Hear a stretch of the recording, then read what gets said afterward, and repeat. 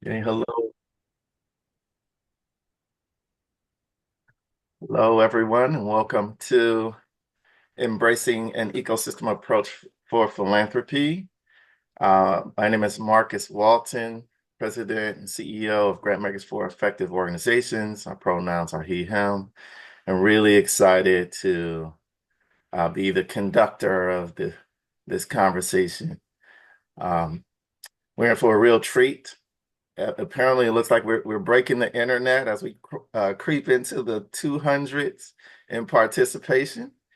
So thanks everyone for your interest in the topic, and we're really excited to be a part of this conversation with some colleagues who not only can speak to the topic from an intellectual and technical level, but really have some expertise and experience that could give us some insight into what it feels like to practice, put the principles into practice, which is something that at GEO we hold dear and near to everything that we do. I'm going to give folks an opportunity to speak for themselves, but just as we set up the conversation a little bit and allow everyone to get comfortable, I'm going to ask that you give us a sense of who you are. Maybe drop your names in the chat and where you hail from. But just I'll also just share a little bit about the speakers. We are here today in partnership with FSG, whose leader John Harper, like me, started around the pre-pandemic 2019s, the historic now time in our history that was followed shortly thereafter by all of the changes of the pandemic, of the overlapping um, social justice breakthroughs and insights around reckoning, as well as some dramatic changes in philanthropic practice that are also connected to this conversation. And so we've all been on quite a journey over these past 5 years or so, and we look forward to uh, sharing that as the context that finds us today. Just as a little more introduction, we are accompanied by Joshua Hearn, who is the program director and senior program officer for the Danville Regional Foundation. It's really been a pleasure getting to know your work. And Joshua, it's just been a trip hanging out with you as we prepared for this conversation. I feel like I've spent the entire month of August preparing for this, as it's at that time of year where we tend to venture off and take a little time, right? Even reflect on what we want to do organizationally in the upcoming year. And here we are. So this partnership means a lot to both me and Geo, organizationally as a community, to hear a little bit more of what's happening on over in the Danville regional foundation, particularly how you've been applying this ecosystem-wide approach. And then Jessica, we're looking forward to you. Jessica is the initiative director for priority communities at the James Irvine Foundation.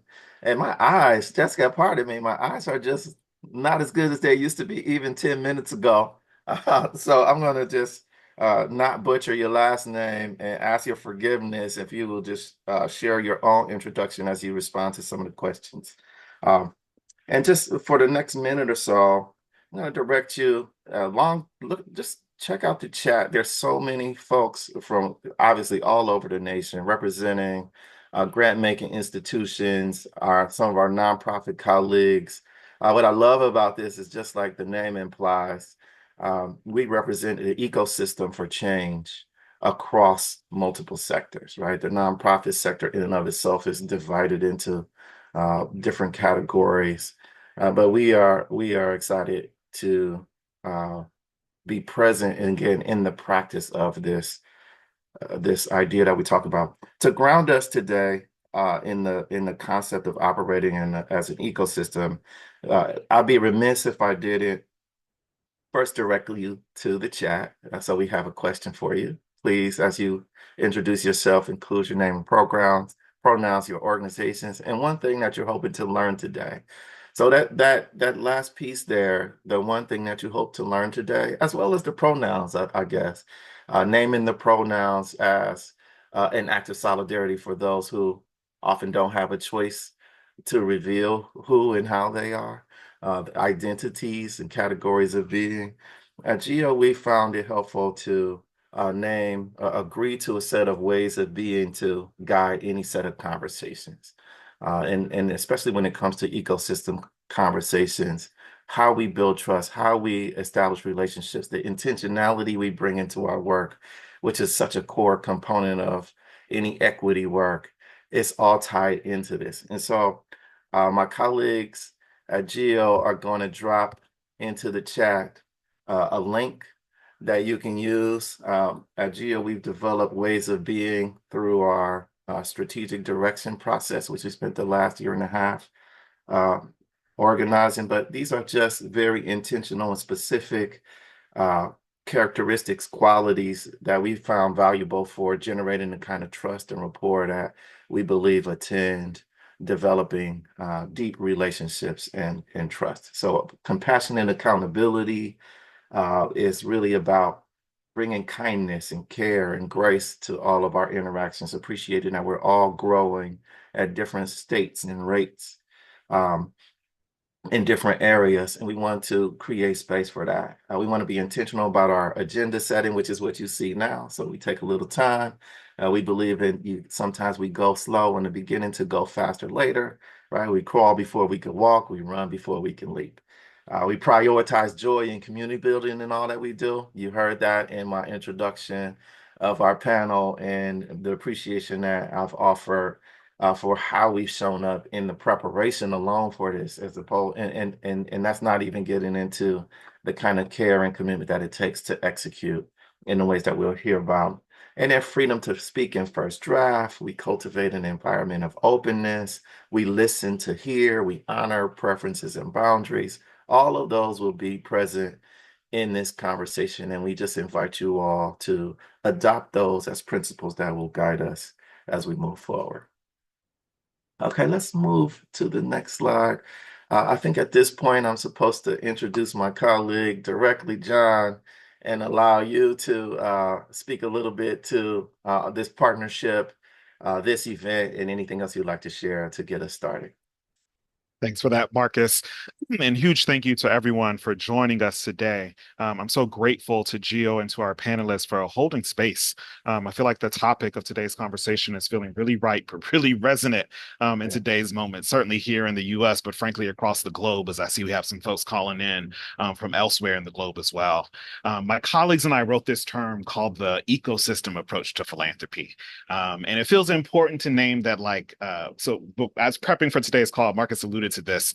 Joshua disclosed that he has a bit of a church and a organizing background. I certainly have the church background, so bear with me for 2 seconds. But I'll Yeah, say yeah. nothing of what we're putting forward here is Bible, right? There's nothing new under the sun of what we're naming. So much of what we're describing in this ecosystem approach is what organizers have been doing in community for years. It's what organizers inside philanthropy have been doing for years, right? It's about moving away from some of that traditional grantee funder relationship and thinking much more holistically about what's present in your local community, what's working in that ecosystem, where can we add energy and fuel to that work, how do we help see around predators and figure out how to bring folks together. It asks us to think about that trust building component, not just about the trust between grantee and funder, but really how are we strengthening relationships and connections throughout that ecosystem.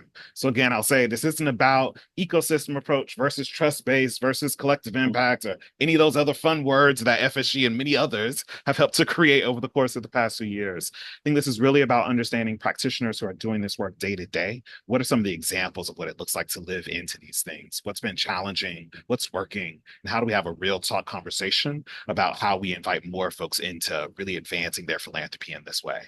So I'll stop with my throat clearing and turn it back over to you, Marcus. I'm excited for us to Great. dive into the conversation and hear from the other panelists today. Great. Well, we thank you so much, John, and just on point with the backgrounds. I'm so interested in looking through the different backgrounds and examples of what folks would want to hear today. We have a Mentimeter exercise. If our folks will put that back up on the slide there, we want to hear from you.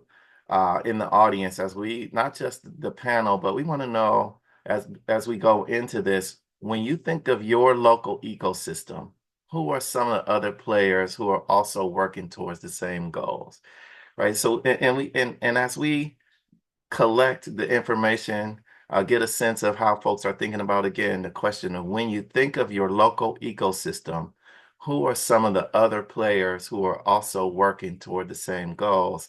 I'm going to just invite John, Jessica, Joshua. Can we define ecosystem? Can you just give me an easy lay definition? Because again, part of our ways of being, as our folks respond to the Mentimeter question, part of our ways of being at Geo include making sure that we're speaking with the same understanding of any terminology, right? Make it plain a gesture of grace. And so, what about you? Let's start with Jessica and then Joshua and then John, you can finish us off. But when you hear this term ecosystem, which is really in play now, I mean, I looked on LinkedIn, I'm looking through Medium. There's a lot of blogs that are coming out now, especially around the trust-based conversation. Jessica, what does that term mean for you? Great question, Marcus. Pleasure to be with everyone. Good morning. My name is Jessica Kazmarek. I'm an initiative director with the James Irvine Foundation. And this question is very timely, Marcus, as you mentioned. We have been trying to define for folks what an ecosystem means to Irvine. So, I lead our place-based initiative work, and that is focused on 5 communities in California, some of the largest cities, but some of the cities that have maybe play like a secondary role into San Francisco and LA. And in each of these cities, when we talk about their ecosystem, we're talking about, all of the components of a community. So your nonprofit partners, the public sector, the institutions like universities, colleges. We also really center for us workers and community voices, so residents. All of these components of a community really make up the broader ecosystem. They all, in our point of view, need to be working together and have synergy, because not one group can solve a community's problems. It takes everybody. So it's a thriving ecosystem means that, all of these pieces are working together, have some kind of harmony with one another, and are able to set the agenda for their community. Great. Thank you, Jessica. Thanks for the modeling as well. And again, as we offer these definitions, we want to encourage as many of you as possible to respond to the Menti activity there. Again, the question is, when you think about your local ecosystem, who are some of the other players working towards the same goals? And we're seeing the responses. Governments are really coming out to the forefront. One of the things I saw in the chat as Joshua, you prepare to chime in with your definition, I saw some folks referring to perhaps groups on the opposite side of the political spectrum as a part of our ecosystem. And I love, if you will, if you don't respond to it as a part of your introduction to the definition, if you wouldn't also just consider that as a part of how you think about the work at Danville region. Thank you. I think Jessica has a great answer there. I think when we really get down to the question of what is an ecosystem, we're talking about sort of the immediate context and recognizing that the ecosystem has existed prior to our arrival, prior to philanthropy or foundations or nonprofits or do-gooders or do-badders or whatever else. That exists independent of, before, and will be here after. And so when I think, for me, the question there, and not to dodge the question, but I think we've got a good definition on ecosystem Jessica's given. I want to push into the question of what ecosystem approach means, which I think really comes down to the question of a delicate approach to how we do change making, how do we do intervention in the philanthropic space, recognizing that by and large, foundations oftentimes have bigger feet than they realize, and they come to Wow. visit the garden and they step all over everything.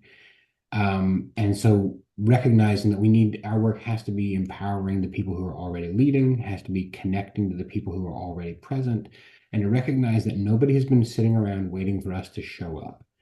That the power is already there, the solutions are already there, the leaders are already there, and we have an opportunity to be a part of an approach that prioritizes the power of the ecosystem and the people who are present. And I think to the extent that we are able to do that, great. And to the extent that we are unable to do that, we should stop. I don't think you can put any plainer than that. Thank you there, sir. As we look at the respondents here, and thank you all for continuing to respond. I see foundations. It's interesting that you mentioned, Joshua. No one has been waiting for us to chime in.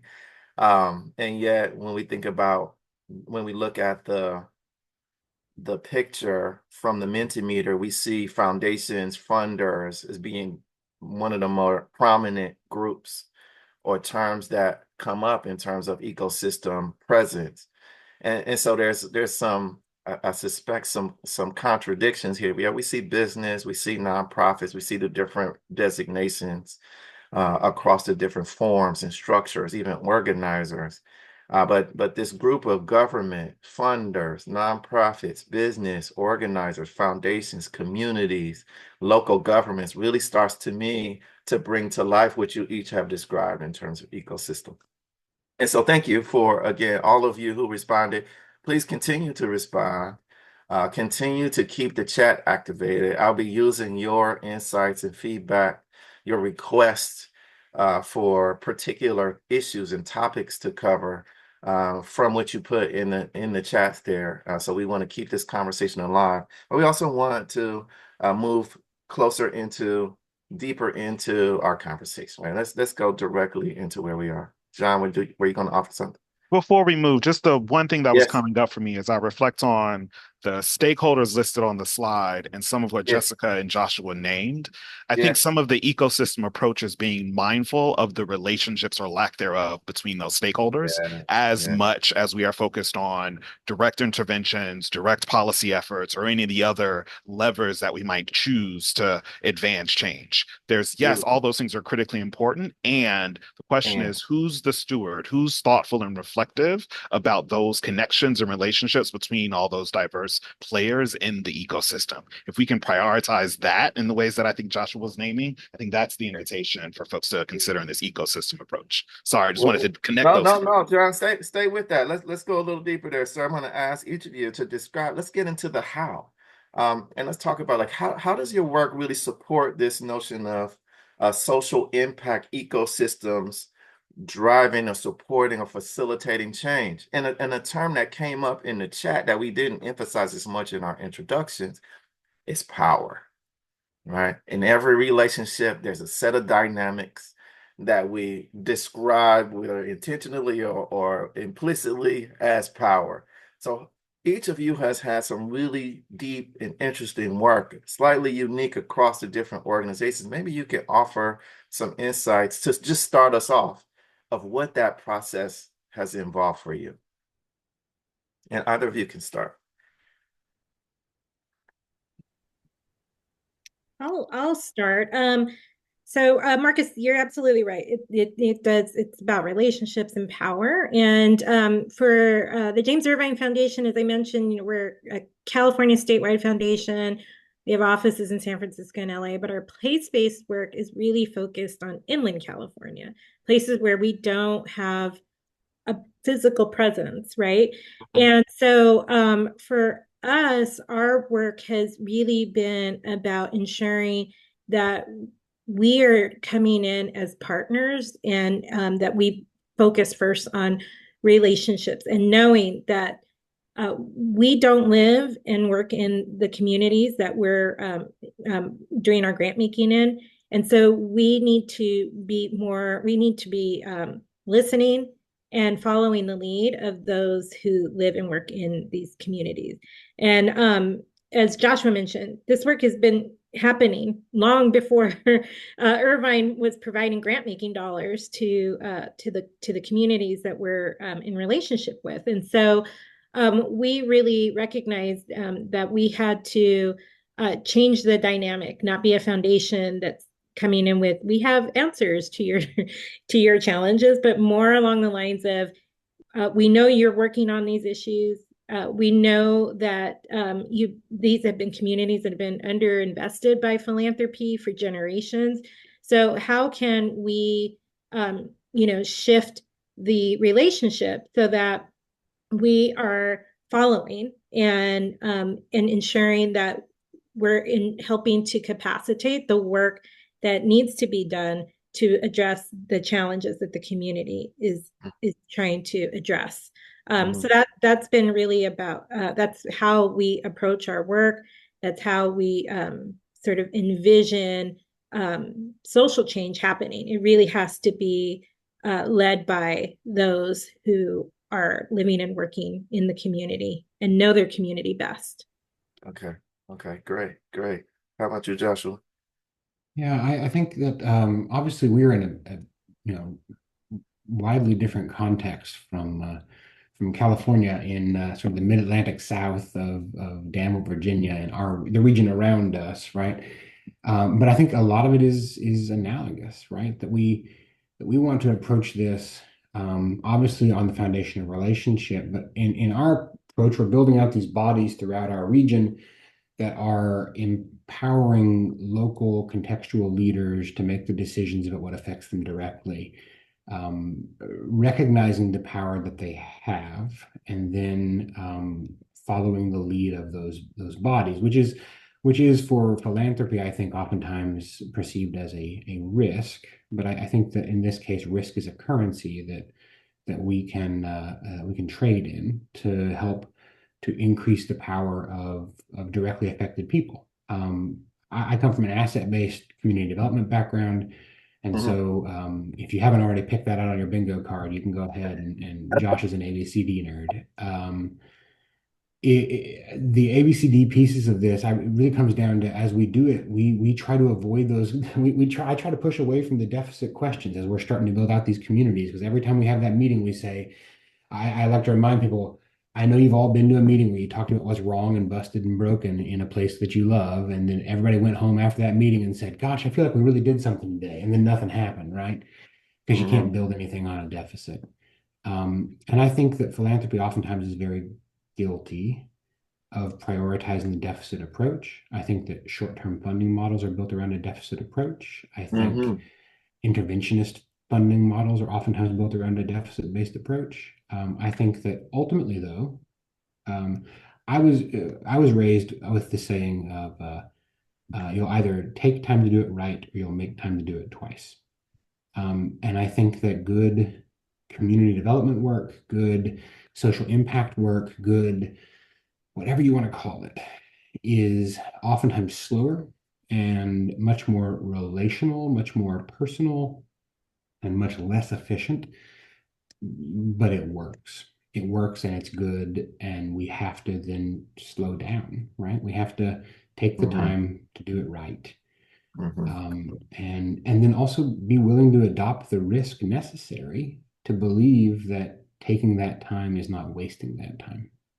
So as we're building that out, I have a lot of meetings and I have a lot of colleagues in other organizations that will say, like, how many meetings do you go to? And like, what do you do in those meetings? And I'll say, I mostly have coffee and or lunch and or dinner, and we talk about lots of things. And maybe 10% of the time is talking about business, and about 90% of the time is catching up on what they're up to, what they're doing, all that good stuff. But it's the old 5% rule of conversations. You have 95% of the conversation, 95% of the conversations, so that when you need to have that 5%, you can. There you go. There you go. There you go. It's interesting. Thank you so much, Jessica and Joshua. You both take me back to the publication that we offered to the group as a part of the kind of pre-registration activity, the Embracing an Ecosystem Approach for Philanthropy. And there was just the pithiest statement there Um, I don't think that would be on the bingo card. But it's just right directly to the point from our colleague William Bell, who's the president and CEO at Casey Family Programs, who says systems level outcomes don't happen on a grant level timeline. And I heard that from both of you. I wonder, John. Okay, so and I'm also really enjoying the chat over here. And so as I'm listening to that and I'm reflecting back on the publication and I'm hearing not just what each of you are saying, but kind of beneath the words themselves and the importance of being relational, there's something about intentionality that continues to come up. And someone in the chat talked about how we're kind of all relational people in this space. And perhaps it's something around culture brokers, is I think the term now was leveled. But it's all about this slow cooking, going further upstream and not just focusing on strategy. But alas, we operate inside of structures and systems. And someone even named Gabriela.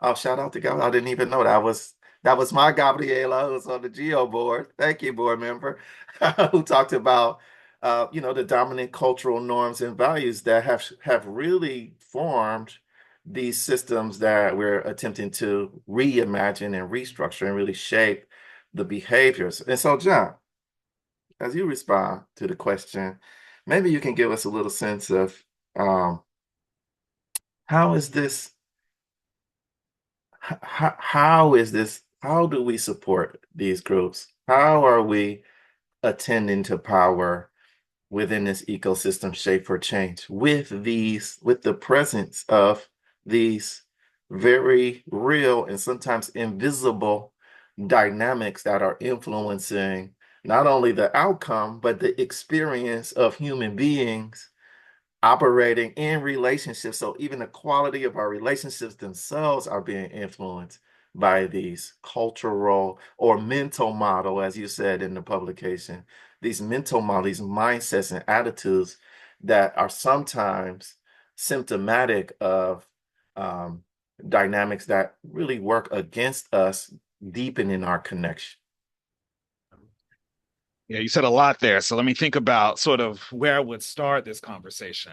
One Mhm. is, I think that we often see a lot of collaborative efforts like this fail because folks are saying one thing when they're at the table and have not simultaneously thought about what inside of our own spaces also need to shift in order to be aligned with this work. So from a funder perspective, we had many funders come to us and say, great, we're ready to make our commitment towards racial equity. That's wonderful. And I'm excited that you're going to commit to this work. Despite how much money you may have, I'm confident you don't have enough to end systemic racism.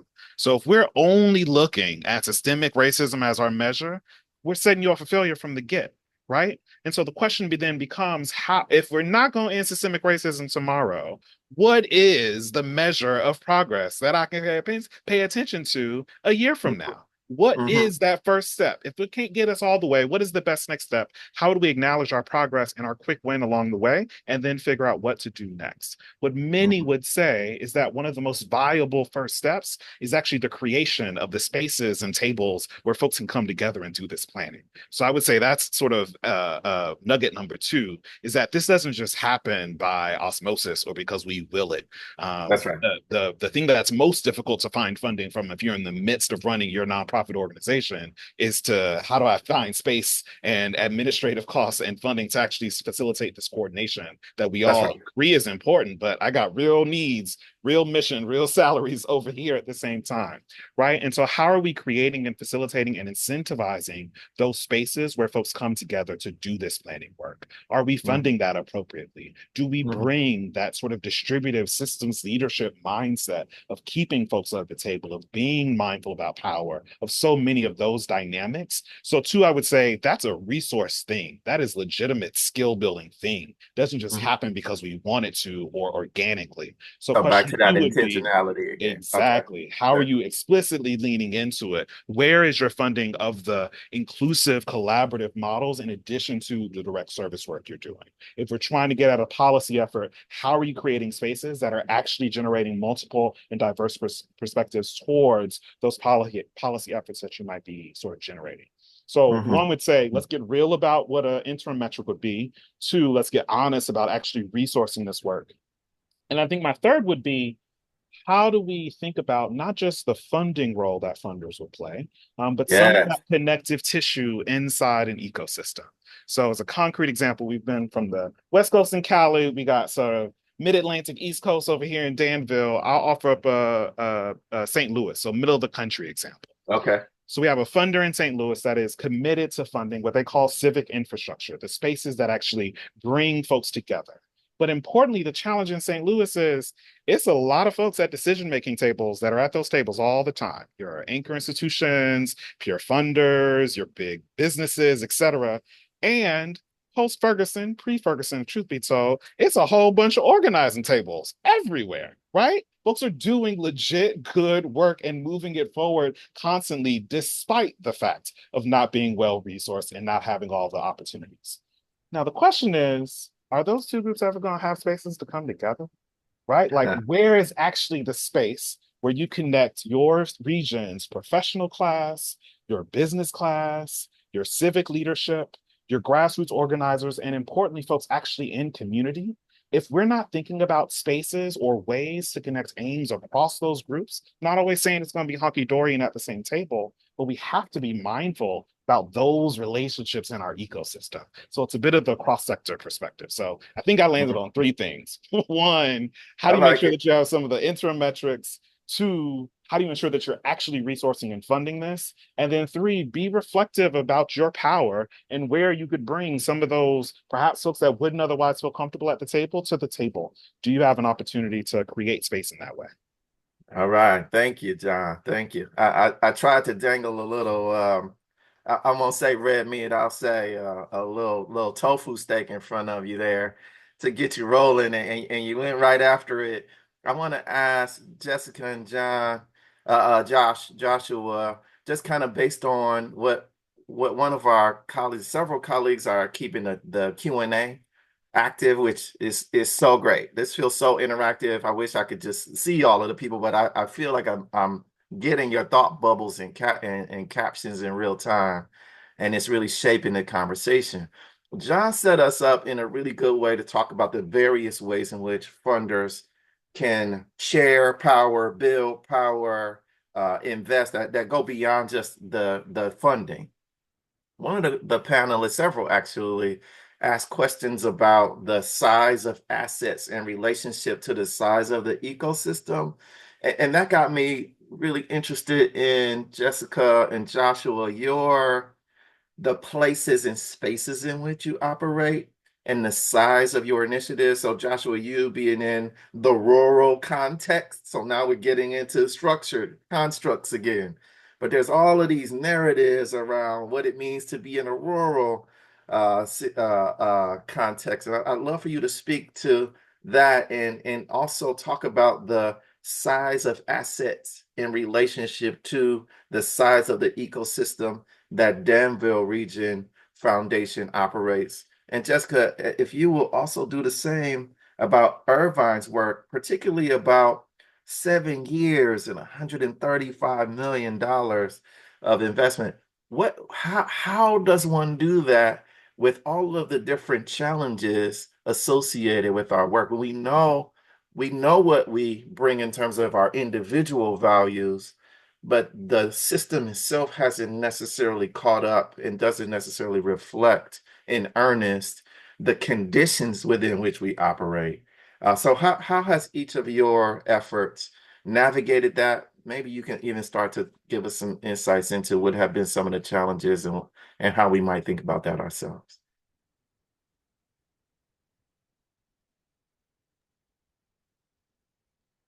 Joshua, yeah. I'll start then. Yes. So Irvine's place-based work, it is $135 million. It is a 7-year initiative, and it is supporting 5 very large cities in California that are growing. And so we really are just, I would say, a drop in the bucket to what's needed to address all of the holistic aspects of the social change that's needed in these communities. The way that we sort of talk, frankly, with our partners is, we're trying to support efforts around a key issue that we know is sort of pervasive. And for many of these communities, what that issue was the quality of the jobs in the communities. So we did extensive listening and, heard from time and again that one of the biggest challenges for places like Fresno, places like San Bernardino, Stockton, their communities for the last generation were really hit by the lack of good jobs. Their community was the center of sort of like low wage work, warehousing, and retail. And these were issues that affected everything else in the community because, if the community did not have good jobs, then people were not on pathways to buy houses and have financial sustainability for them and their children. And then, the effects of the public system under investing in critical infrastructure, like schools and, neighborhoods, all of that was impacted by the jobs that were in the economies, the local economy. So that's the core issue that we felt we could help communities work on together. How do we raise the floor of current industries?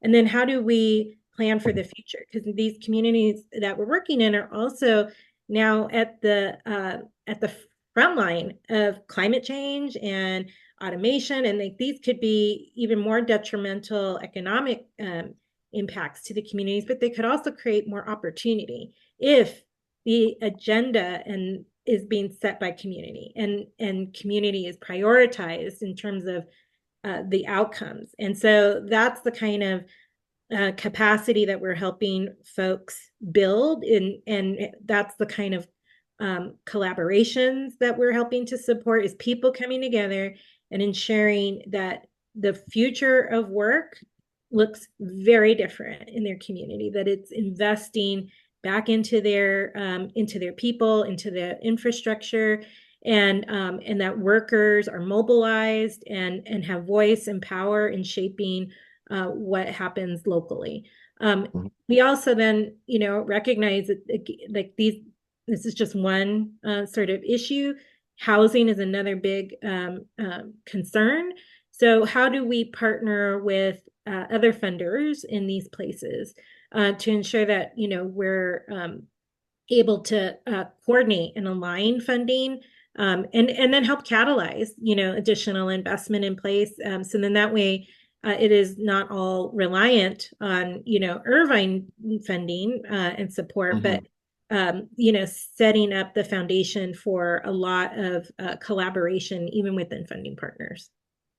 Oh, that's great. And thank you. And Joshua, before you answer, I wanted Jessica, if you may just respond a little more to what I saw in the chat in a really fascinating set of conversations around the kind of reciprocal nature of this capacity building as well as bringing people together. So we're talking about impacts is what I'm hearing. And in your work, you described impacts in a way that just came from listening, like deep listening, engaging the populations. It reminds me a lot of our colleagues over at the Fund for Shared Insight, Melinda Twan, that really emphasized how we interact with communities as a critical component of what we produce. And so is there any kind of special sauce? Is there a lesson learned that came from that work that might either respond to the value of reciprocity, the significance of reciprocity, or just related to how we might think of capacity building and similar themes now with a more intentional lens of ecosystem partners and principles? Yeah, that's a meaty question. But what I'll say is, I think that again, knowing that the answers, the sources of the solution reside in community. What we as a foundation have the opportunity to do is to ensure that we we listen to each of the different components of the ecosystem, and then how do we create space for them to listen to each other? John, really, I think what you were sharing about, as a foundation, we have an opportunity to bring people who may not always, they may live in the same place, they may, actually be neighbors, but they don't necessarily talk with one another or feel comfortable with one another. So what we have tried to do is be a bridge builder and a facilitator. Again, not trying to push an agenda, not trying to say, this is your path, this is your. No, it's really about how do we bring folks together to really talk about what the future of their place looks like. And so that is another element of our capacity building dollars, is just creating time and space for people to come together and listen to one another, and to share different perspectives. And that takes time and a lot of money. Let me say, because it, for many of our partners, the fact is that there wasn't a lot of trust between each other. And there has to be, like, it's not just technical capacity, it is the capacity of relationship building, of healing, of having like mediation, of having common space. And that's part of the capacity that I think we've tried to fund in place, and then that opens up other opportunities from there, and then you can move into more technical things, like we've also once folks feel a little bit more comfortable working together, then okay, now let's look at the root causes. What does the data show? What's the power map for our community look like? And then how do we build coalitions together to work on these issues more strategically? But you have to invest in that kind of early capacity to work together. Great. Well done, Jessica. Thank you. And I was admittedly a compound question, but there's so much of the work that you've done at Irvine that speaks to these big themes connected to ecosystem work. I feel remiss if we didn't have a chance to hear more specifically about those details. Thank you. And Joshua, again, like we offered you a pretty robust set of questions too, particularly in the rural context. I'm really looking forward to you challenging us and the narratives that we sometimes bring into those explorations. What do you think? What's your response to this big set of questions? It is in fact a big set of questions. I think anytime we talk rural, just shout out to the people in the chat who are in rural places or think of themselves as in being rural places. We Rural's a spectrum, right? The whole question of rural urban. I grew up in Eastern Kentucky, and so Danville feels pretty big to me, right? Yeah, Eastern Kentucky. For the record, I don't need an elegy. I'm good, but it is. There's a spectrum here, and recognizing that rurality is not a bad word, right? There are things that I can do in a rural location that I just could not do anywhere else. The fact that when I pull together a community meeting and we look at the whole leadership spectrum, it's a piece that I think we have to consider when we think about how we do this work, is that if you think of the whole spectrum of leadership from the very, very grassroots, like the rootsiest of the grassroots, to at the very end of the other end of that spectrum is your CEOs, your executives, your high level empowered, traditionally empowered leaders. If that's the spectrum, then it is easier in rural locations for us to be hitting that sort of second quartile on a scale of like 1 to 7, those 3s and 4s, those people who are expressing leadership, who are deeply connected and rooted into the grassroots, but who are beginning to gain access to some of the more traditional power structures. I think that that's a unique capacity in rural community development, or at least the ease with which we can move into that sort of constellation approach. I've seen that pop up in the chat a few times. This that Hmm. what we're doing, good community development is oftentimes about building structures and building infrastructure, which also makes it kind of not terribly exciting, right? There's not a lot of really flashy books that get written about like, here's how you spend 10 years building community development infrastructure. I But disagree with part, you, but that's uh, subjective. flashy books, I don't know. All Points, right, all right, all right. the points made. All right. But I think there's something also really powerful in that when we think about rural, there is uh, I don't know, a cheat, a hack, like where you can step in and you can find the people who are already doing the work and you can empower and enable them to do that work, right? So Danville Regional Foundation, our asset, our endowment, our corpus, whatever you want to call it, is about 275 million. Okay. We do about $15 million of grants every year. We do almost all of our grant making at this point through collaborative approaches. If you're doing what you're doing without trying to do it collaboratively, then you're probably barking up the wrong tree. In the same way, we are trying to help build those collaboratives. We have, a health collaborative and education collaborative. These sort of micro place-based collaboratives that we call community councils.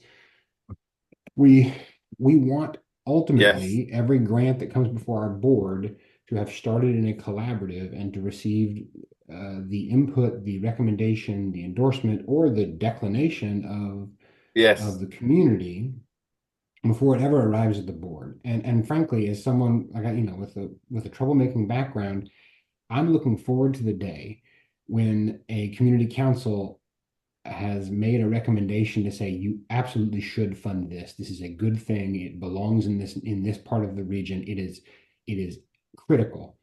And on the day when the board, who are much more traditional leaders, though that is changing as well Hmm. as I Hmm. continue to show up, we I want them to have that moment, that tension, where they have to put their money where their mouth is, and they have to say, "Yeah, okay, we're going to follow the lead of the community." And they've already done that a couple of small ways, and that makes me excited because I think that ultimately any kind of change, rural, urban, whatever, is going to have to come from infrastructure and structure change. Like how we have to change the way we make decisions if we want different decisions to be made.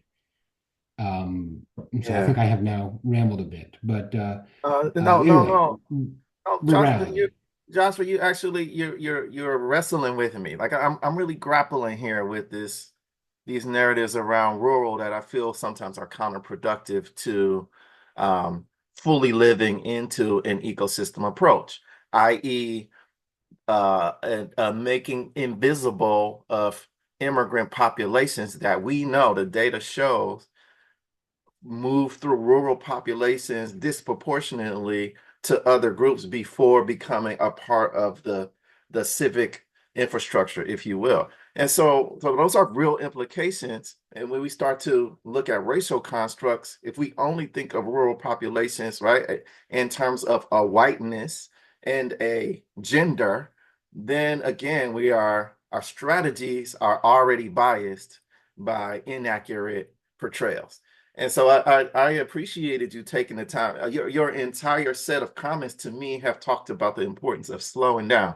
My colleague, several colleagues refer to this as the slow cooking, right? The good cooking is the slow cooking. If for those of you who are foodies, you know that has become in vogue again. And I think it's not coincidental. It is generally in society, we feel disconnected, and slowing down has supported all of the things that you all have touched upon. But I digress. We can't have enough time, right? There's never enough time for these conversations. I want to drive a little closer to some of the, again, themes that are coming up into the chat. You've spoken about what place, maybe even what the significance of how we define the ecosystems within which we operate. Um, I wonder if you will give us a little insight, again, in the specific context of your work at Irvine and in Danville.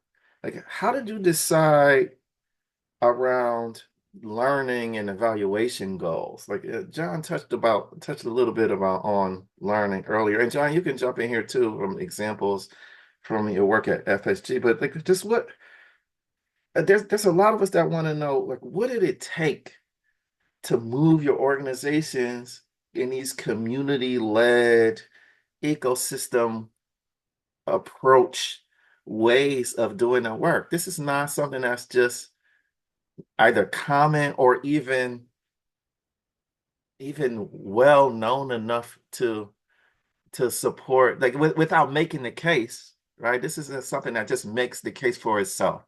When we talk about these very structurally rigid, on many occasions, environments that emphasize efficiency, how have you operated in that to do these longer term, large investments over the course of time? Well, Go for it, Jessica. yeah, I'll share a little bit, but this is such an important conversation, and this is a journey for Irvine. I will just be really transparent. So our initiative was And started. Jessica, well, that felt like a little bit of a euphemism, which is fine. I want to just encourage you, help us understand what the journey means. Like Yeah, for this audience, this is a straightforward, give it to me straight audience. What does that really mean?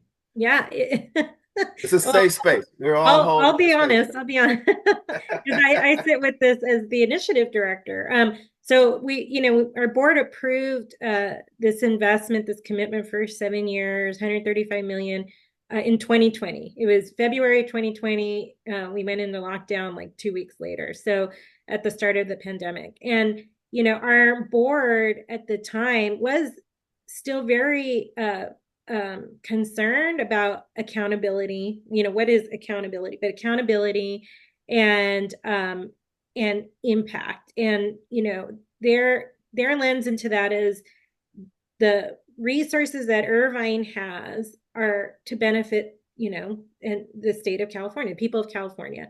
And they take their governance role very seriously. Like, how can we be good stewards? And no, we want investments to be showing impact on the lives of Californians, particularly low Californians who are working in low wage jobs and earning low wages. So I think for them, their initial measurement was like, well, we're going to see population change and people who are earning low wages, in X number of years, are those folks going to be earning more money? That would be the success. But that's not systems change. Systems change is about how are the systems operating. That's what's going to be sustained over the long term. That's going to sustain outcomes for people. So at the local level, this initiative level, what I have been trying to engage our board in and engage the community in as well is like, what does change look like for the community? For people who live in Fresno, Stockton, Inland Empire, Salinas, how is change for those folks living there? How is that defined by the people who live there? How would systems be operating, and who is being impacted? We now have a commitment to ensuring that, that there is more racial justice in the communities that we're working in, and that our funding is supporting, more racial economic justice in these communities. So what does that look like for folks? And that's where I think we're headed. So it's not, counting just like widgets and like, except in, in wages or employment rates, all important indicators, but it's more about defining how, decisions are made, who's making those decisions, how is funding like longer term in the community? Where does that go? Who informs that? And I think those are the things that we're going to be looking at going forward, because that's more about, change in terms of the community and what matters to folks locally, No, that's not just beautiful. the broader metrics. So Yeah. Yeah, thank you, Jessica. And I really mean thank you as an individual who is leading something that what I heard from you is includes some uncertainty. And I think we underestimate, at least at Geo, we talk about the importance of operating in ambiguity, and the significance of trust and working in relationship. Like being relational really helps us check our thinking, operate with incomplete information, all of the things that go along with not knowing. But leadership in spaces of uncertainty is what the times are requiring of us now. And as an individual who has done that inside of these types of institutions, I want to speak on behalf of all of our colleagues and say thank you for that. And thank you for sharing a really honest perspective on what it takes, what it feels like in there. And as our colleague Georgiana said in the Slack, we hope this is just and trust that this is just part one of a series. I mean, this is why Geo is partnered with with FSG in the first place, is because one and done is not enough. And the more you all speak, the more I want to know. And so perhaps Joshua, you can respond to the more we want to know, or maybe it's you, John, but just as you think about the moving towards community-led ecosystem approaches, using structural, like kind of learning and evaluation goals. What has that been like for you? And maybe you can close us out, John, as we start to then open up the microphone here for Q&A. Maybe I'll play on this idea of learning. We Great. have a board member that says effective group decision making or shared learning is the path to effective group decision making. And so you think about what your typical strategic planning process looks like. It's actually a chance to build and strengthen many of these relationships out in the ecosystem if we approach it effectively, right? It's the interviews, the focus groups, the synthesizing of information. It's actually doing a deep dive on what does system change mean and what are some of those components present in our system. That if we can apply this approach, not as the way we typically do of closed door meeting, we had landed on something and now we're here to offer this out to the field, and Mhm. instead say, actually, we've been in co-creation the whole time.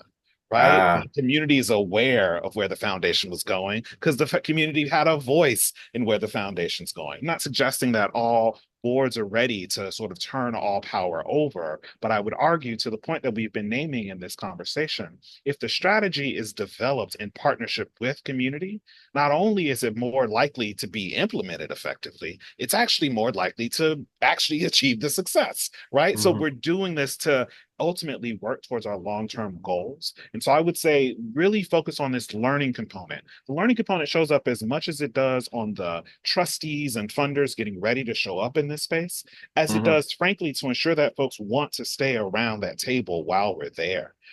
Right? It is difficult to say, let's collaborate together. It's going to take us however many X years to figure out how to collaborate together. And I'm just supposed to keep coming because hopefully one day we're going to figure out how we collaborate together. That doesn't actually work, as I imagine most of us have experienced in any of these collaborative spaces. We're going to vote with our feet.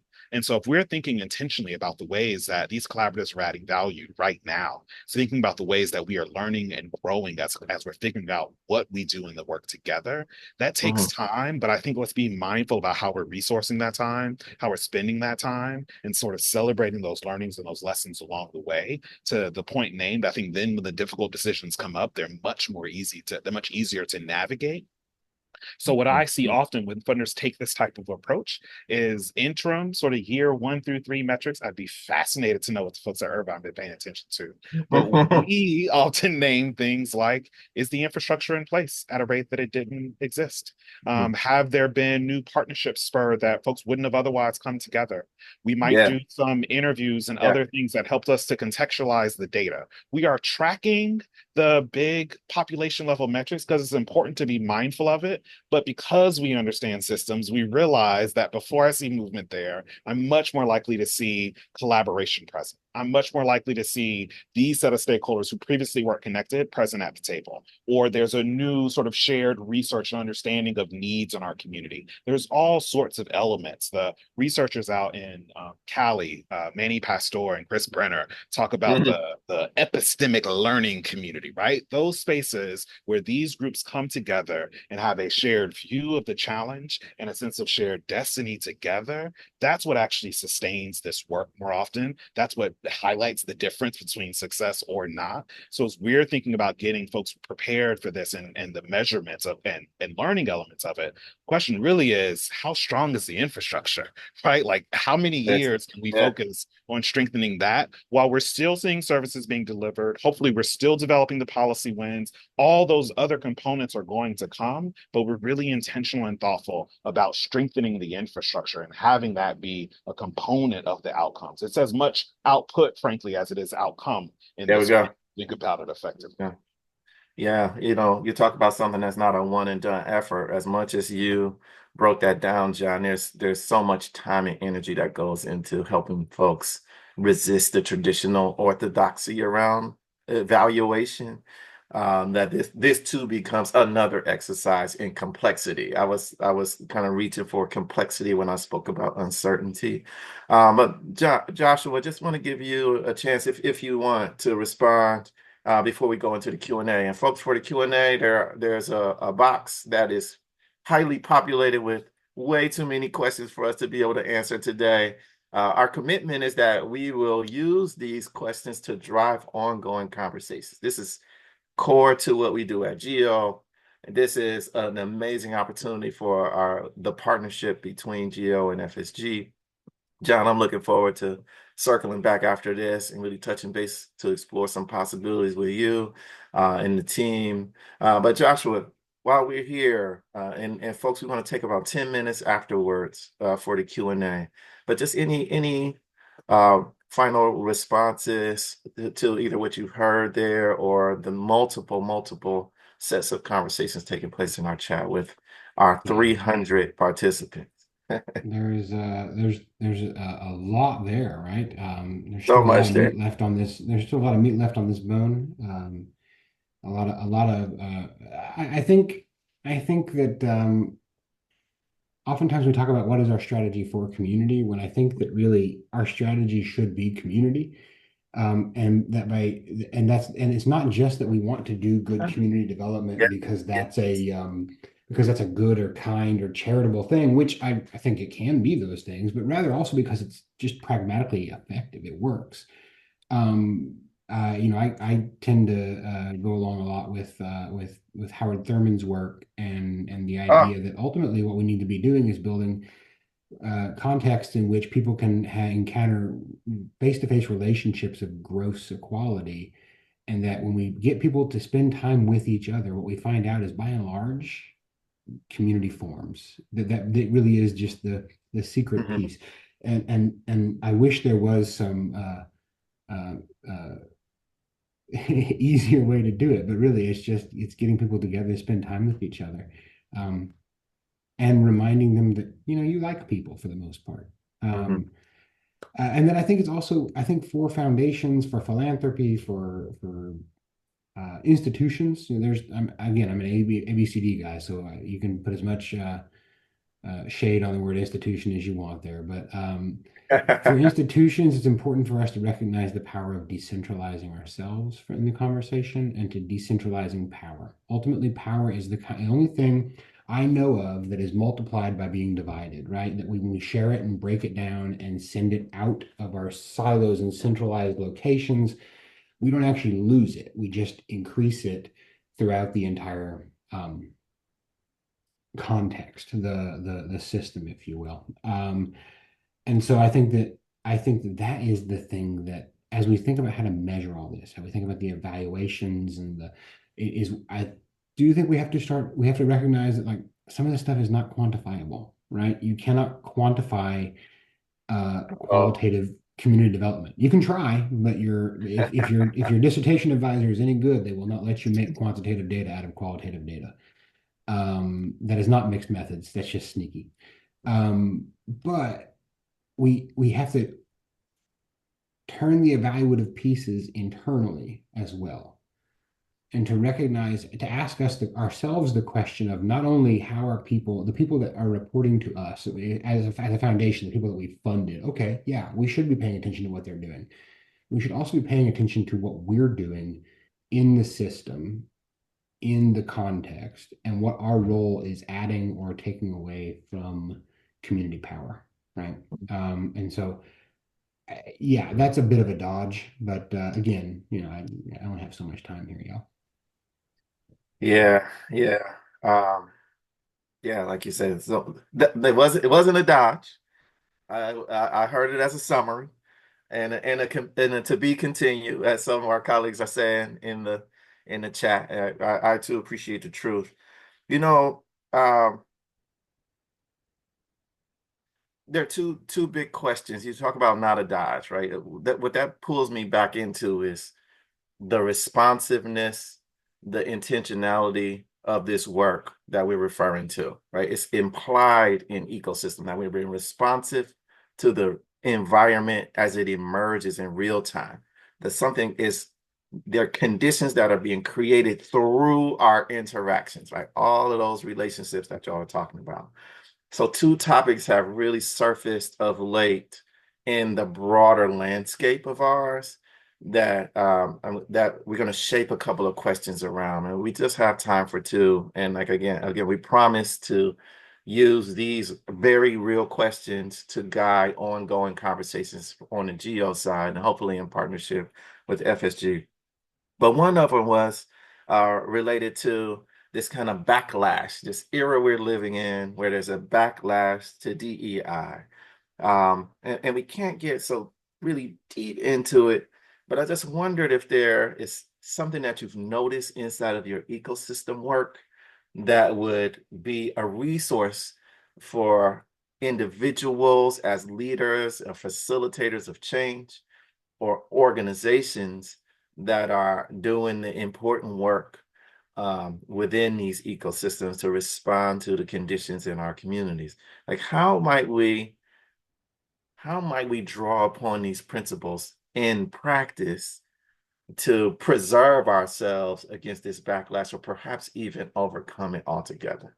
Any insights? I won't put anyone on the spot, but just does something come to mind um, from your experiences?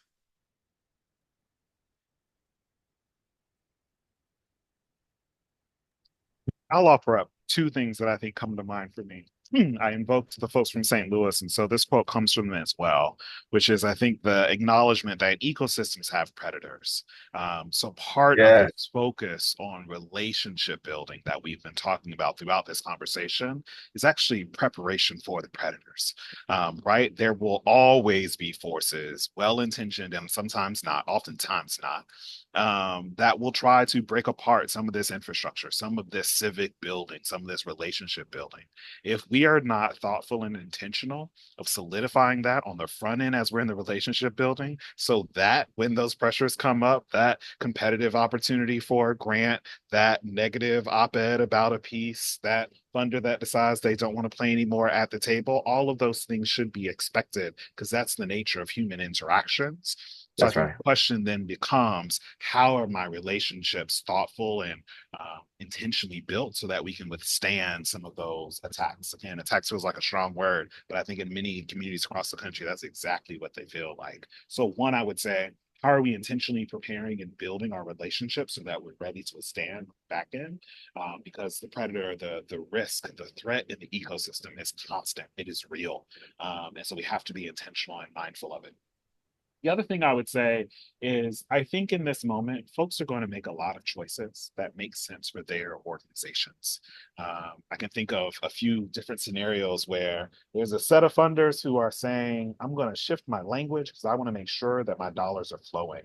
If we get Mhm. sued, if we get targeted, that means that I can't move that money anyway anymore. I want to make sure that I can move money. And there's another set of funders that are saying, actually, I got a new GC, we got our legal counsel ready, and we are ready to build some case law that actually helps us understand what next looks Mhm. like in this Yeah, that's right. affirmative action conversation. They will not be moving dollars in the near term, but they are doing this other side of the work. And I think the truth is, we're going to need both of those groups. Yeah, What I think concerns me in these conversations is so often the warring between the two, as opposed I to agree. acknowledgement. It's a very Martin and Malcolm argument from my perspective. We needed both. And so in Yes, this moment, we need both. Let's keep aware. So our ecosystem is about relationship and awareness, not that we're all doing the same thing. So I would say, how do we maintain relationship and awareness with others in the ecosystem, even if they might be choosing a path that doesn't quite match the same one that we're going after? That no, awareness and that's right. relationship is still critical. I love it, John. You know, one of the perhaps hallmarks in terms of when we look backwards after the next decade or so, that we have a chance as GEO and FSG to really define is the how, the practice of what you described. Because we too talk about the importance of being able to not just get along across differences, but to be generative across difference, right? Ideas of difference, categories of identity, all of the different ways in which difference shows up. We know because of all the years that we've advocated for diversity, even though we appreciate that diversity is not sufficient to create these equitable outcomes, we know from those conversations that the mix of folks and diverse perspectives in the room really does contribute to a more comprehensive and multidimensional set of experiences and depth of relationship. But what we observe from Geo as a platform for practice is a lack of spaces or perhaps a dearth of spaces to apply the principles, all this brilliance that we share, put it into action in really in controlled environments where there are resources available to really promote uh, growth over the course of time through different stages and phases of, if you will, mastery of these principles. And so that to me really responds across all of our entities in this conversation. I heard it in Joshua in the neighborhood councils, the community councils that you talked about. I had a chance in the Bronx, didn't get a chance to share much, but my career started off in the South Bronx in the hybrid section in communities, working in those very small 25-person, which is actually large, 25-person community groups. And they taught me everything I've used and learned in philanthropy and beyond since then about the value of being in intentional relationships, in generating trust, in reinforcing truth, which connects into learning as opposed to certainty as that metric of success. And the last thing I'll say, Jessica, as I think about your work across these multi-year initiatives, um, is that it's more than just a notion to adopt a different time frame, right? Or we can speak flippantly sometimes about the need for more money, how there's never enough, or we can't operate within funding cycles. And yet, there's a lot of experimentation that's required in order for us to generate the kinds of results that feel satisfactory to everyone involved. And you, the leaders of this institutional work, as well as the leaders in community who are in partnership, are the ones that are taking responsibility. They're the ones that everyone's pointing to say, hey, what happened with that initiative? So there's courage involved in this that often gets unnamed. I wanted to just take a moment to name that. John and I have had a bit of an opportunity to respond to Q&A and offer some last words. I wonder, Joshua, Jessica, if you wouldn't mind taking a few moments to offer some final thoughts, reflections, and then we'll make a few announcements before we conclude the meeting. All right, I will. I'll try to go before Jessica. It's not been my practice this call, but I'll go ahead, I guess. I certainly appreciate the opportunity to be here today and to hear from y'all. I have been deeply distracted by the chat over here. My apologies. It has been really fun to follow along. I agree. It's good stuff. I found myself coming back to this question about I'm reminded of the wisdom of Anne Atwater, right? And her work in Durham, specifically around school integration. and sort of the organizing wisdom there, that there really are no context-free environments. There are no risk-free environments. There is nobody in your ecosystem that is unconnected to the ecosystem. Um, we cannot make our decisions in a way that removes any tolerance for risk, because risk is inevitably wrapped up with what we call power. If power is the ability to create change, or the capacity to create change, then risk is the currency we use to buy that.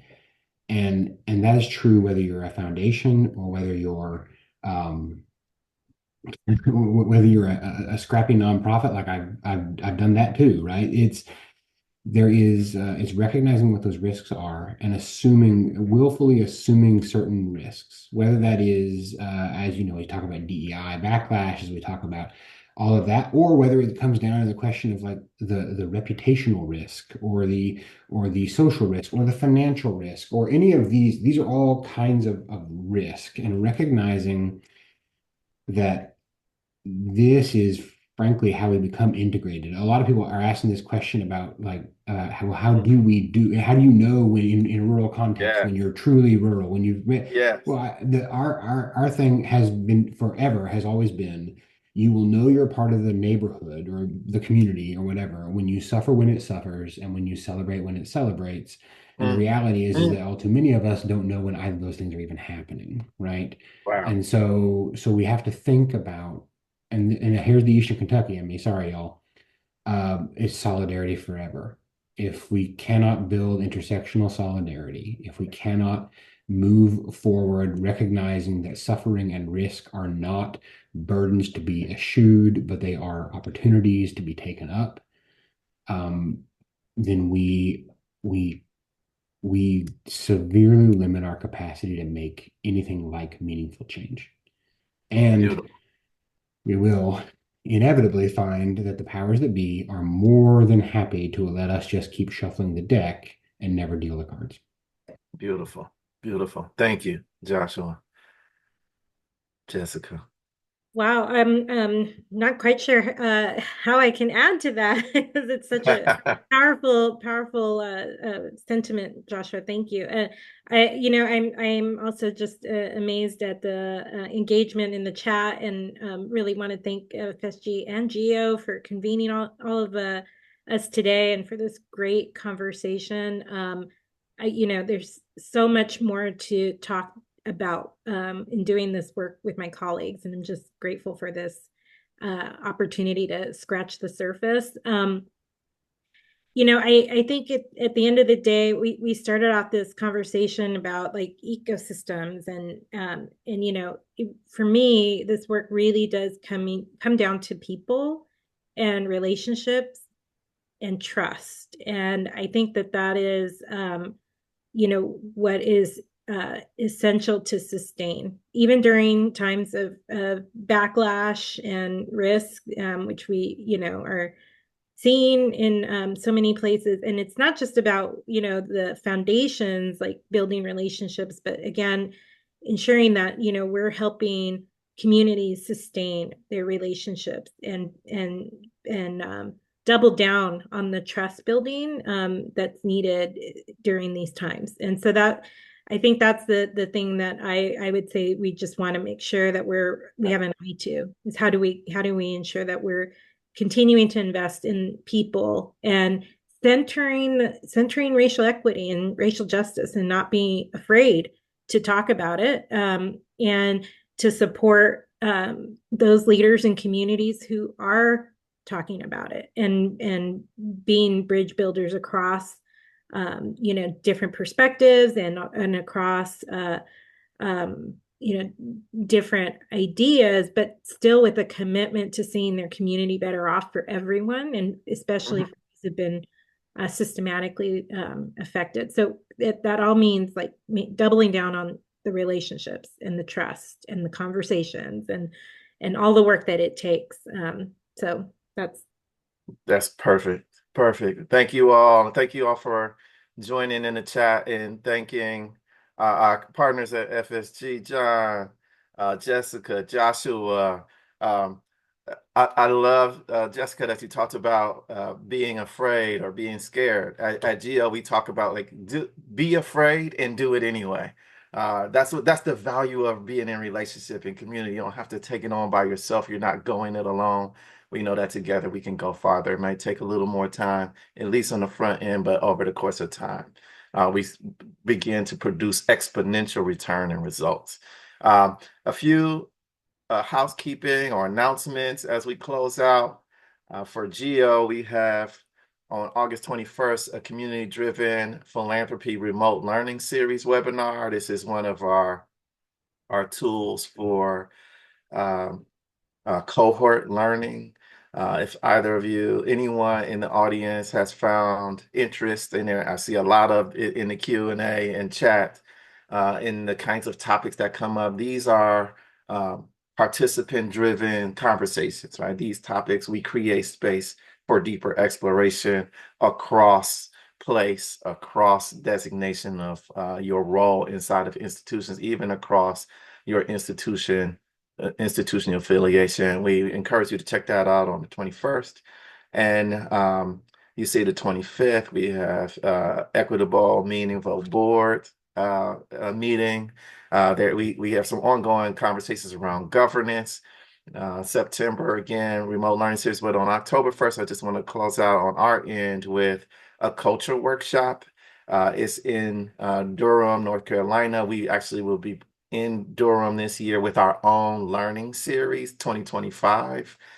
For GEO, learning is our reframe and exploration into a more culturally responsive, equity-centered approach to measuring value and progress over time. And so we want you to go to the website, check out any of these things, and we really appreciate your interest and participation there. Colleagues, John, what's happening at FSG, if there's anything that you'd like to announce in these last few minutes? We got a lot going on at FSG, so I encourage folks to check out the website. Particularly relevant to this conversation, my colleague Tracy just dropped in an upcoming virtual office hours that we're having. If you're in one of those spaces when you can't say equity, but that's exactly what you're doing, how can we be in community and sort of understand how we're still moving the conversation forward? So register for those free office hours to check in and just check out the FSG website for all sorts of upcoming events to plug in and connect. Again, huge thank you to Marcus, to Jessica, and to Joshua for joining us today. Really appreciate you all holding space. So grateful for all the engagement in the chat as well. It's been a real pleasure. Great, and we have a few links. There's the link in the chat for FSG events. John, it's been so fun. Happy 5th anniversary in your role. Same to you. Thank you. Thank you. Any other comments, questions?